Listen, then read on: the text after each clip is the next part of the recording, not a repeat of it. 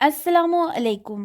Psychologist diary by psychologist میں آپ سب کا خوش آمدید. آج کے ویڈیو میں ہم جن ٹاپکس کو کور کرنے والے ہیں وہ ہے انزائٹی اور فوبیا. آج کی اس ویڈیو میں ہم بہت ہی عام الفاظ میں یہ جاننے کی کوشش کریں گے کہ انزائٹی اور فوبیا کیا ہوتا ہے، اس کے کیا کیا سمٹمز ہوتے ہیں، اس کی کیا کیا وجوہات ہوتی ہیں، اور بچوں کے اندر انزائٹی اور فوبیا کس طرح ہمیں نظر آتا ہے اور ہم کیسے اس کی مینجمنٹ کر سکتے ہیں. انٹروڈکشن، تعارف. گھبراہٹ ایک عام انسانی احساس ہے. ہم سب کو اس کا تجربہ اس وقت ہوتا ہے جب ہم کسی مشکل یا کڑے وقت سے گزرتے ہیں. چوکنا ہونے، خطرات سے بچاؤ اور مسائل کا سامنا کرنے میں عام طور پر خوف اور گھبراہٹ مفید ثابت ہو سکتے ہیں. تاہم اگر یہ احساسات شدید ہو جائیں یا عرصے تک رہیں تو یہ ہمیں ان کاموں سے روک سکتے ہیں جو ہم کرنا چاہتے ہیں، اور اس کے نتیجے میں ہماری زندگی تکلیف دہ ہو سکتی ہے. فوبیا کسی ایسی مخصوص صورتحال یا چیز کا خوف ہے جو خطرناک نہیں ہوتی اور عام طور پر لوگوں کے لیے پریشان کن نہیں ہوتی. گھبراہٹ یعنی انزائٹی کی علامات. گھبراہٹ یعنی انزائٹی کی دو طرح کی علامات ہوتی ہیں. نمبر 1 ذہنی علامات، نمبر 2 جسمانی علامات. چند ذہنی علامات. نمبر 1 ہر وقت پریشانی کا احساس. نمبر 2 تھکن کا احساس. نمبر 3 توجہ مرکوز نہ کر پانا. نمبر 4 چڑچڑے پن کا احساس. نمبر 5 نیند کے مسائل.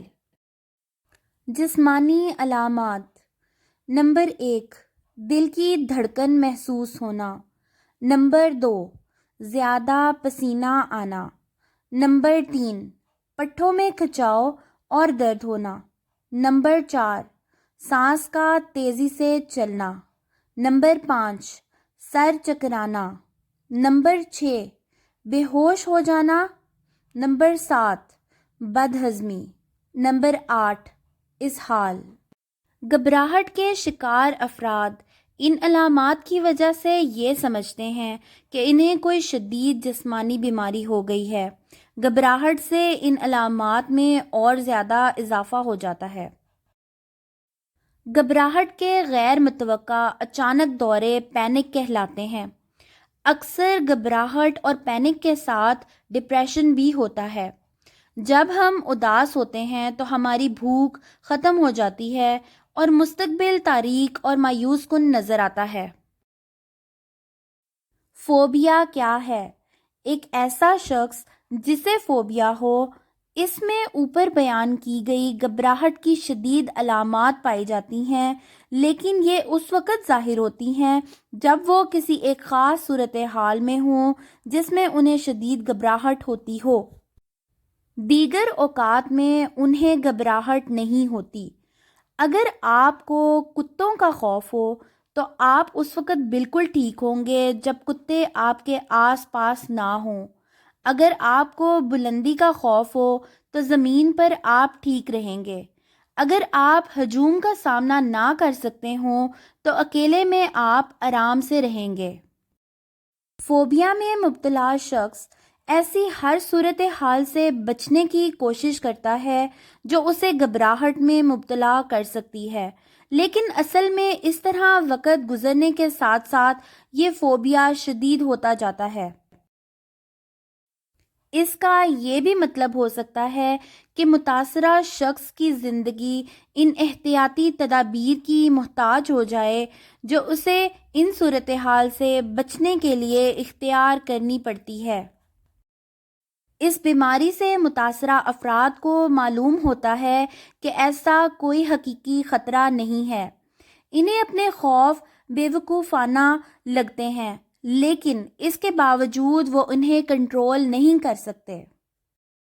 وہ فوبیا جو کسی پریشان کن واقعہ یا حادثے کے نتیجے میں شروع ہوا ہو، اس کے ختم ہونے کے امکانات زیادہ ہوتے ہیں۔ کیا انزائٹی اور فوبیا عام ہے؟ ہر 10 میں سے ایک شخص کو زندگی میں کبھی نہ کبھی تکلیف دہ گھبراہٹ یا فوبیا کا سامنا ہوتا ہے، تاہم زیادہ افراد اس کا علاج نہیں کرواتے۔ وجوہات: ہم میں سے کچھ لوگوں کی طبیعت اس طرح کی ہوتی ہے کہ وہ ہر بات پہ پریشان رہتے ہیں۔ تحقیقات سے پتہ چلتا ہے کہ اس طرح کی طبیعت جینز کے ذریعے وراثت میں بھی مل سکتی ہے۔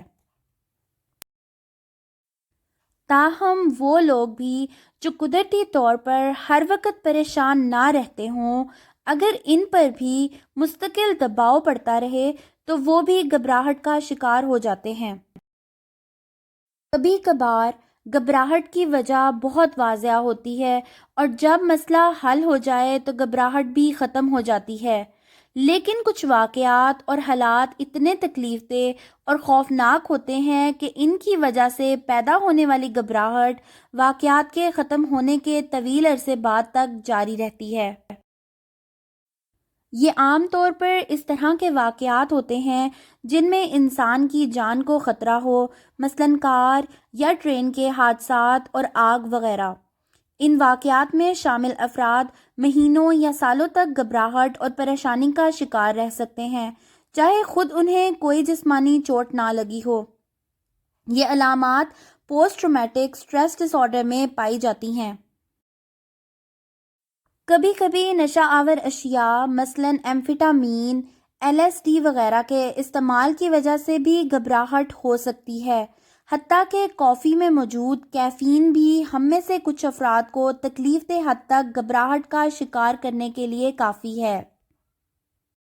تاہم دوسری طرف یہ واضح نہیں ہے کہ کوئی مخصوص شخص کیوں گھبراہٹ میں مبتلا ہوتا ہے، اس لیے کہ یہ ان کی شخصیت، ان پر گزرنے والے واقعات اور زندگی کی تبدیلیوں مثلاً بچے کی پیدائش وغیرہ کی وجوہات کے باعث ہوتے ہیں۔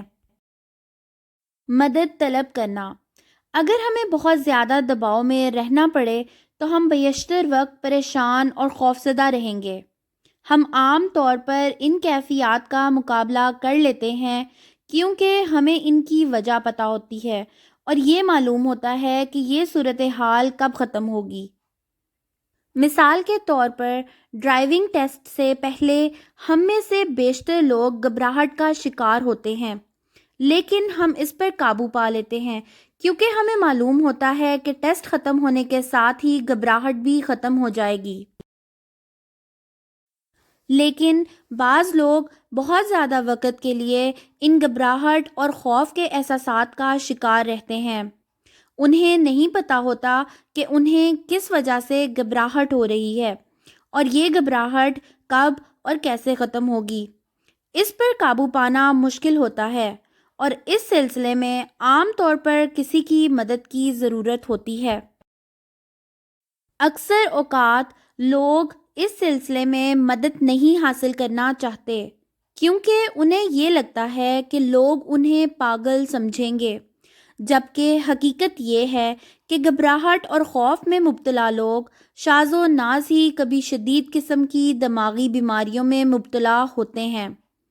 جتنی جلدی مدد حاصل کی جائے اتنا ہی بہتر ہوگا، بجائے اس کے کہ خاموشی سے تکلیف برداشت کی جائے۔ گھبراہٹ اور خوف میں مبتلا لوگ ان احساسات کے بارے میں کسی سے، حتیٰ کہ گھر والوں یا قریبی دوستوں سے بھی بات نہیں کرتے۔ اس کے باوجود یہ صاف ظاہر ہوتا ہے کہ وہ ٹھیک نہیں ہیں۔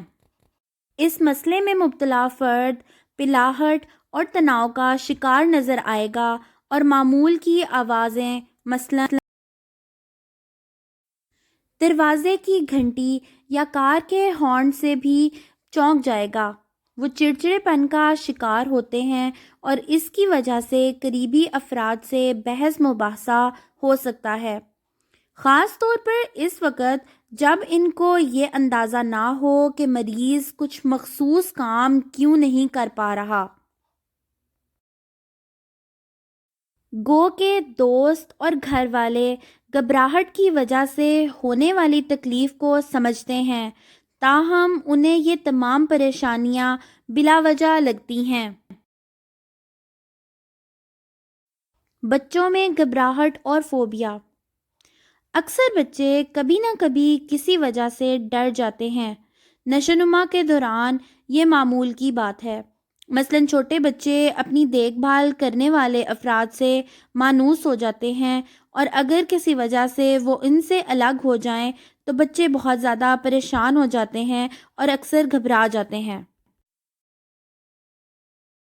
بہت سے بچے اندھیرے یا فرضی وجود جن بھوتوں سے ڈرتے ہیں۔ یہ خوف عام طور پر بڑے ہونے کے بعد ختم ہو جاتے ہیں اور بچوں کی زندگی یا ان کی نشوونما کو متاثر نہیں کرتے۔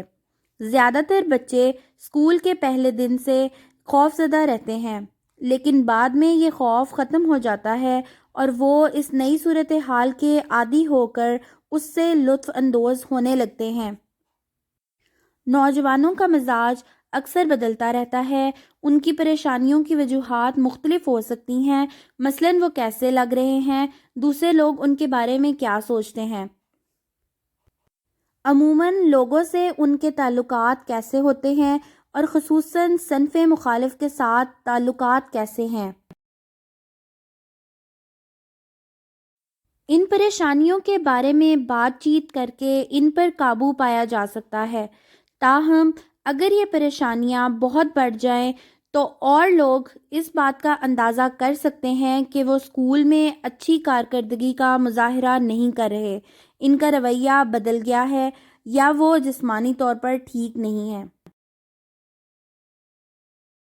اگر کوئی بچہ یا نوجوان یہ محسوس کرے کہ پریشانی، گھبراہٹ یا خوف اس کی زندگی تباہ کر رہی ہے تو اسے فیملی ڈاکٹر سے مشورہ کرنا چاہیے۔ اینزائٹی اور فوبیا کے شکار لوگوں کی مدد۔ نمبر 1، مسئلے کے بارے میں گفتگو کرنا۔ یہ اس صورتحال میں مددگار ثابت ہو سکتا ہے جب مسئلہ فوری نوعیت کا ہو، مثلاً شریک حیات سے علیحدگی، بچے کی بیماری یا نوکری کا چھوٹ جانا۔ کس سے بات کی جائے؟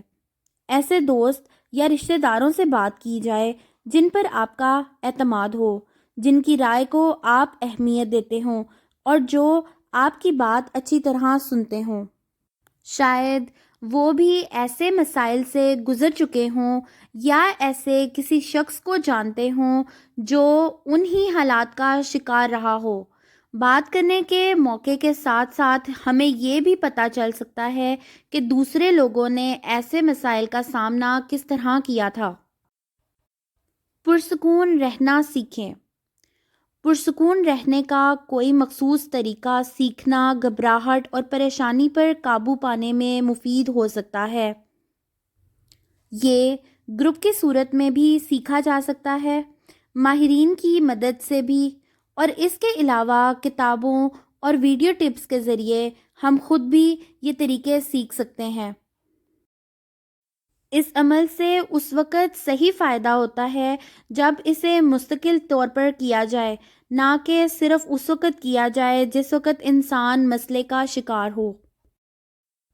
سائیکو تھراپی یہ بات چیت کا ایک زیادہ جامع طریقہ ہے جس سے ہمیں گھبراہٹ کی ان وجوہات کو جاننے میں مدد مل سکتی ہے جنہیں ہم اب تک نہیں پہچان پائے۔ اس طریقے پر عمل انفرادی یا گروپ کی صورت میں کیا جا سکتا ہے اور عام طور پر یہ ہفتہ وار بنیادوں پر کئی ہفتوں یا مہینوں تک کیا جاتا ہے۔ سائیکو تھراپسٹ ڈاکٹر بھی ہو سکتے ہیں اور نہیں بھی ہو سکتے۔ امید کرتی ہوں آج کی ویڈیو آپ سب کے لیے فائدہ مند ثابت ہوگی۔ اگلی ویڈیو تک کے لیے اللہ حافظ۔